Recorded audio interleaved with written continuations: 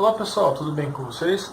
Aqui é o Igor do canal Fã de Quadrinhos e hoje trago esse vídeo para falar sobre uma minissérie que teve um grande destaque nos anos 90, Homem-Aranha Carnificina Total.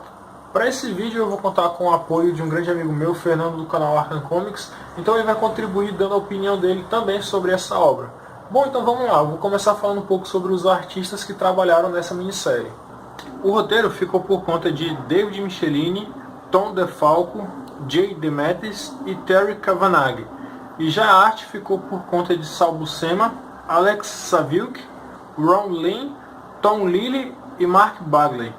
Essa minissérie ela foi publicada originalmente nos Estados Unidos no ano de 1993 e aqui no Brasil ela foi publicada nessas duas revistas aqui no ano de 1996, publicada pela editora Abril.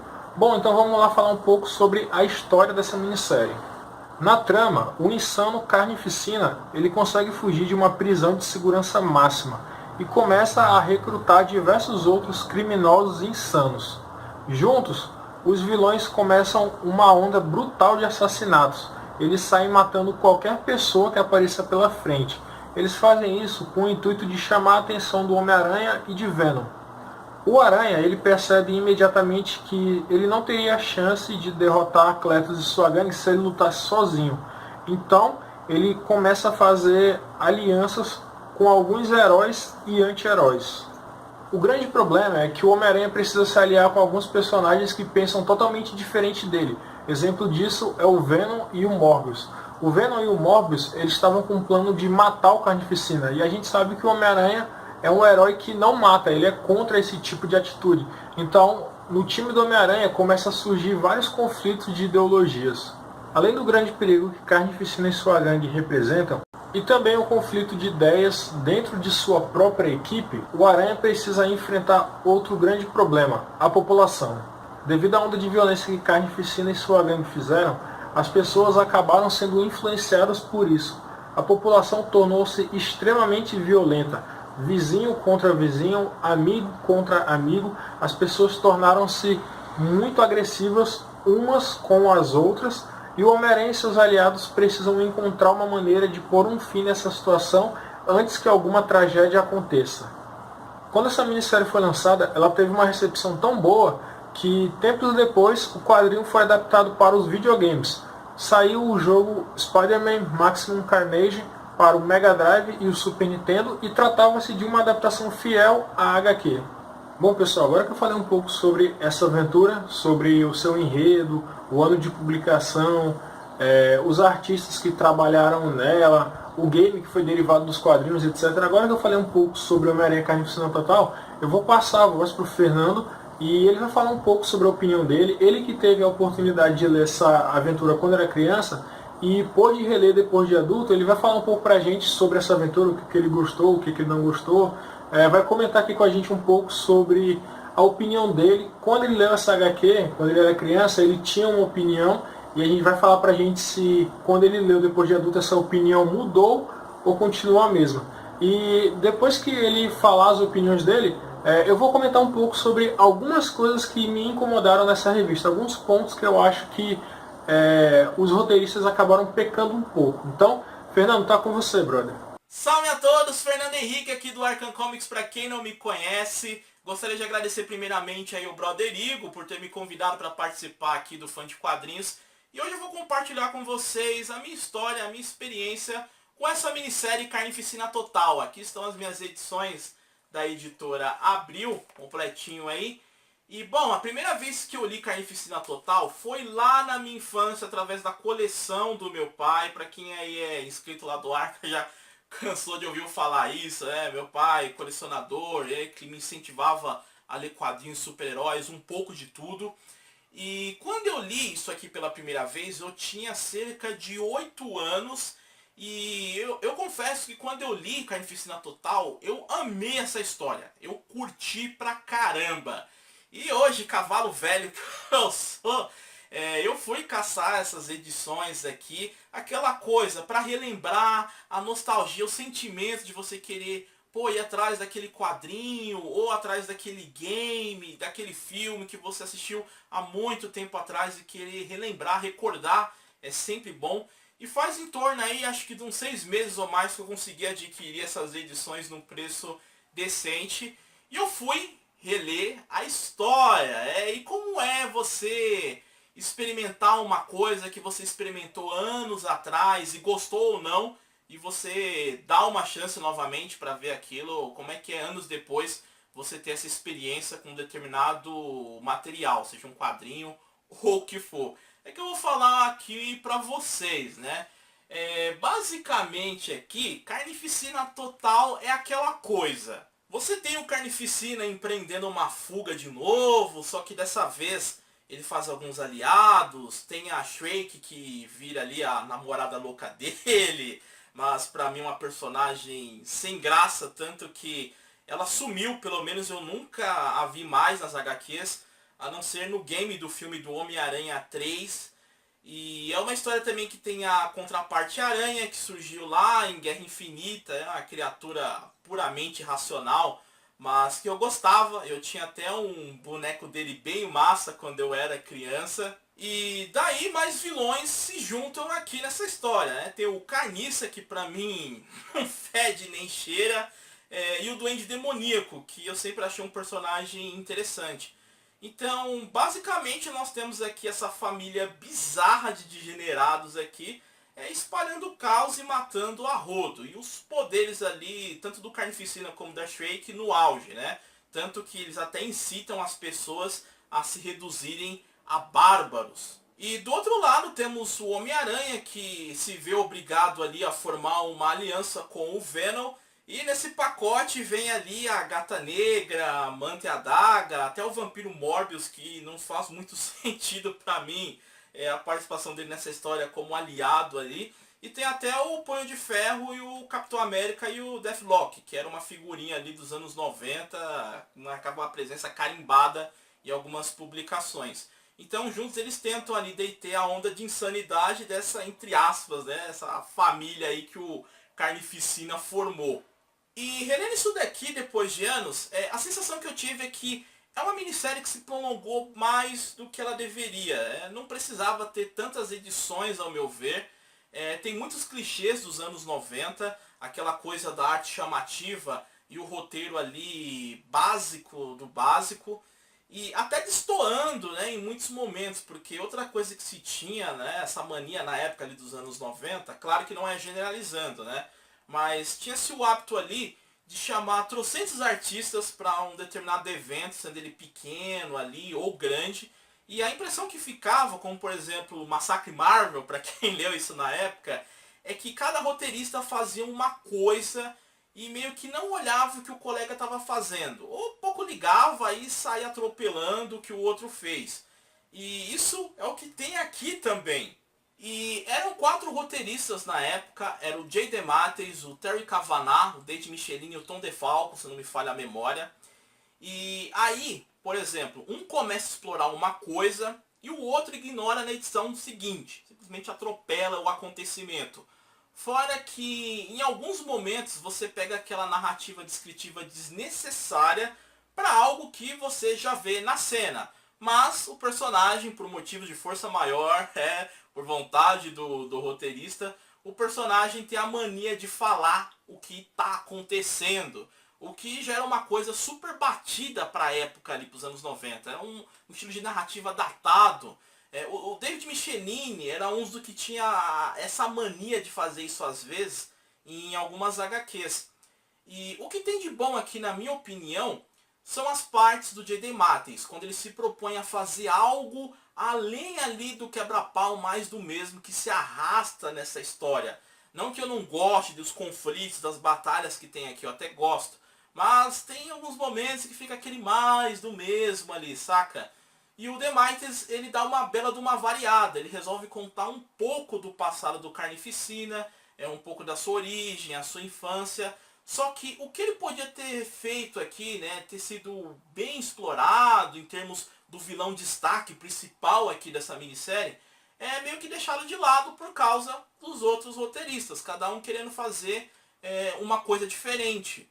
Agora, com relação às artes, eu não tenho o que me queixar, porque apesar de termos também vários colaboradores, cada um com seu estilo, elas são ótimas, seja por parte do Saul Buscema, do Mark Bagley, do Ron Lim, do Tom Kyle, todos fazem aqui um bom trabalho. E pra mim, Carnificina Total é uma história ok. Ela não é uma porcaria, mas também eu não acho nada espetacular. É um evento que no começo ele empolga, só que depois ele vai meio que se arrastando. Seja pelo repeteco das ações do próprio Carnificina e a sua turma ali, ou do Aranha e os seus aliados. Mas é uma história que tem bons momentos sim, principalmente ali, por exemplo, com a reação do Aranha perante a tudo isso que está acontecendo, a situação ali que está fugindo do controle, e ele ali desesperado para fazer a diferença, salvar todos e deter os vilões. Mas eu acredito que se tivessem deixado só o J.D. Mattis conduzir a história, teria saído algo bem melhor, tendo em vista tanta coisa boa que ele fez no Aranha. Então, depois de anos ao reler essa história aqui, eu não tive o mesmo nível de satisfação, o mesmo prazer que eu tive quando eu li pela primeira vez lá na minha infância. Tanto que hoje, se eu tivesse que dar uma nota, pessoalmente eu daria uma nota 6 para essa publicação. Como eu disse, não é uma porcaria, não é um lixo, mas também não é nada demais. Né? Eu também, ao reler essa história, não esperava algo grandioso, revolucionário, extraordinário, não esperava nenhum Watchman. O que eu espero numa história é me divertir com ela. Né? Eu gosto de histórias, para quem me conhece, das mais simples às mais complexas. O que importa é se divertir. Tanto que eu fui atrás dessa minissérie pelo fator das boas lembranças e da nostalgia, e mesmo não tendo a mesma experiência ao reler essa história hoje em dia aqui, eu não me arrependi de forma alguma de ter caçado essas edições, o preço que eu paguei, e guardo elas com carinho aqui. Só que eu acho que poderia ter sido feito coisa melhor aqui, principalmente com Carnificina, que é um dos meus vilões favoritos da galeria do Homem-Aranha. Poderia ter feito algo melhor com o personagem, que é o vilão destaque dessa história. Você poderia até dizer: ah, mas o Carnificina ele é só um psicopata louco que sai matando aí todo mundo a rodo. Não dá pra fazer muita coisa com ele de uma história. Dá sim, se você pegar um bom roteirista pra trabalhar com o personagem. Não precisa ser nada espalhafatoso, filosófico. Dá sim, você pega personagens parecidos com o Cletus. Por exemplo, na DC você pega o Coringa ou o Victor Zsasz. São dois personagens ali que ambos adoram matar, tanto quanto o Cletus Kasady. E eles têm boas histórias. O Coringa é da mais simples aos arcos mais grandiosos do Batman. E até o Victor Zsasz, que não é um vilão de grande escalão como um Coringa, como um Duas Caras, ou como o Venom, ou o Carnificina, né? Mas ele é um personagem bem interessante nas histórias que é trabalhadas ali, a sua psicopatia de querer matar as pessoas, libertar os zumbis de suas existências vazias e inúteis. É bom de se ver. Então dá pra fazer coisa melhor com o Carnificina aqui, nessa minissérie dele sim, né? E uma coisa também é aquilo. Quando você é criança, você é apresentado para os quadrinhos, né, esse universo de super-heróis. Eu acho difícil uma criança que não se encante pelo Homem-Aranha, que não goste do Homem-Aranha, né? E quando você tá lendo, né, quando você é criança, você tá cagando e andando pro estilo do cara da arte, se ele sabe desenhar bem ou não. Você se encanta com as artes ali, você não vai ficar decorando nome de artista, você tá cagando e andando pra isso. O que o roteirista faz também, você também tá pouco se lixando se o cara tá sendo super descritivo numa história ou não. Você tá se divertindo com a leitura, com os confrontos, as batalhas, aquilo tá te empolgando. Então você não tem tanto senso crítico assim. Agora, quando você é um cavalo velho, que nem eu, assim, anos e anos lendo os quadrinhos, aí já tá leitor calejado, você tem uma outra sensação ao reler algo que você apreciou na sua infância e você tinha uma outra visão. Não quer dizer que você é chato porque não gostou da história como você gostou na sua infância. A não ser que você seja daqueles leitores chato, claro, sem querer ofender ninguém, que só quer que toda a história seja no nível de um Watchmen pra cima, né? E não consegue se divertir mais das histórias mais simples, as mais complexas. Mas você tem um outro tipo de visão e foi o que eu tive ao ler essa história aqui. Porém, uma coisa que permanece igual até hoje, o mesmo divertimento, a mesma sensação que eu tinha, é com relação ao game que é a adaptação dessa HQ, o Spider-Man Maximum Carnage. Tem a versão do Super Nintendo e do Mega Drive. Eu joguei as duas versões. Na época que eu era criança, eu alugava o cartucho na locadora, levava para jogar com os amigos. E até hoje eu jogo esse game de vez em quando, através de emuladores. A versão que eu mais gosto é a do Super Nintendo. E eu continuo gostando desse game. Já a HQ é outra coisa.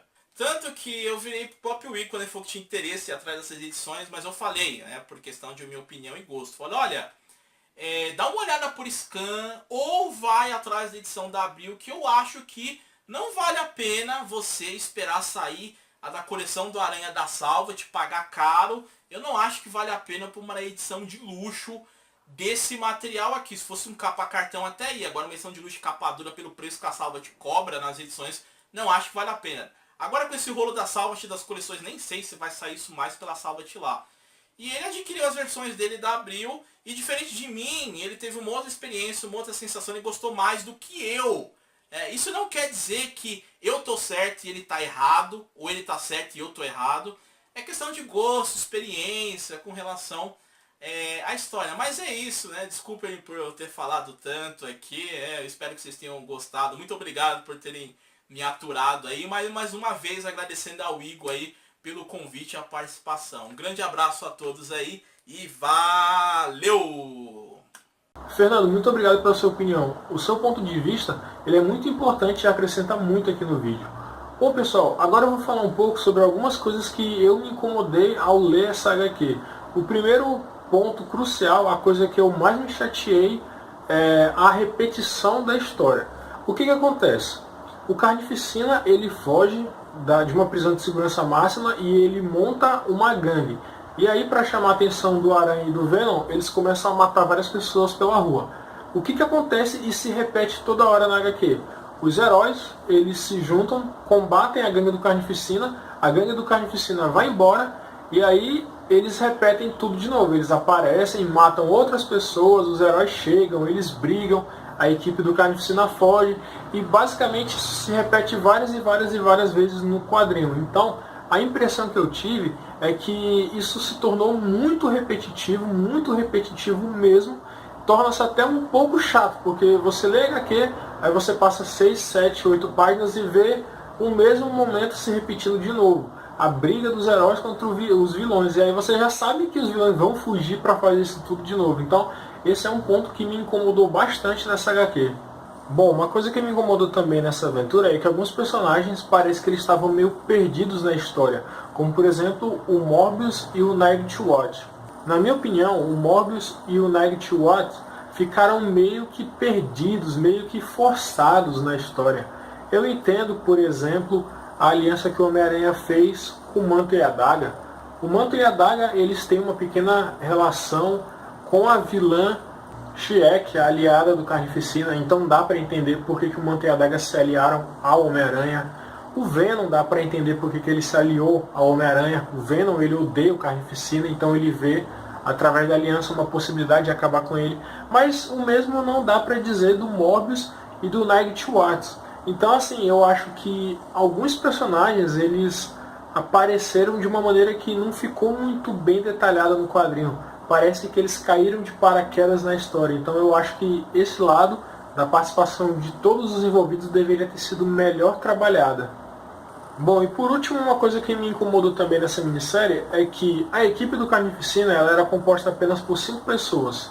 O próprio Carnificina, Contraparte Aranha, Duende Macabro, Carniça e a vilã Shiek. Já o lado do Homem-Aranha era muito mais numeroso. Ele era composto por Homem-Aranha, Venom, Gata Negra, Manto e Adaga, Punho de Ferro, Capitão América, entre outros personagens. Então, dava para a equipe do Homem-Aranha ter atacado logo a equipe do Carnificina e ter vencido logo. Eu sei que pode ter gente pensando, não, Igor, mas nem todos os heróis estavam juntos todo o tempo. Por exemplo, tem um momento que o Manto e a Adaga eles se separam do grupo. Eu sei perfeitamente disso. Só que quando um ou outro herói saía da aliança que fez com o Homem-Aranha, outros apareciam. Então sempre a equipe do Homem-Aranha era muito mais numerosa do que a equipe do Carnificina. Eu não entendi muito bem por que todo mundo não atacou logo a equipe do Carnificina. Se tivessem feito isso, teriam salvo um número muito grande de pessoas. Homem-Aranha Carnificina Total é uma história legal, tem alguns pontos muito interessantes, mas infelizmente tem alguns pontos também que deixam a desejar. Tem alguns momentos que a história fica até um pouquinho chata por causa de muita repetição que fazem, mas no geral eu gostei dessa aventura. Só que eu não coloco ela no top 5 e nem no top 10 aventuras do Homem-Aranha. Agradeço ao Fernando que me ajudou fazendo esse vídeo. Fernando, muito obrigado pela tua opinião, pela tua participação. O teu ponto de vista ele veio para somar e muito aqui com o vídeo. Eu vou deixar o link do canal do Fernando Arkham Comics na descrição, certo? Então você que se estiver vendo esse vídeo e não conhece o Arkham Comics, eu peço para que dê um pulinho lá, conheça um pouco o trabalho que o Fernando faz, que é muito bom. Então pessoal, é isso, espero que vocês tenham gostado do vídeo. Se não é inscrito no canal, se inscreve aí, tá bom? Grande abraço a todos, até a próxima, falou, valeu, fui!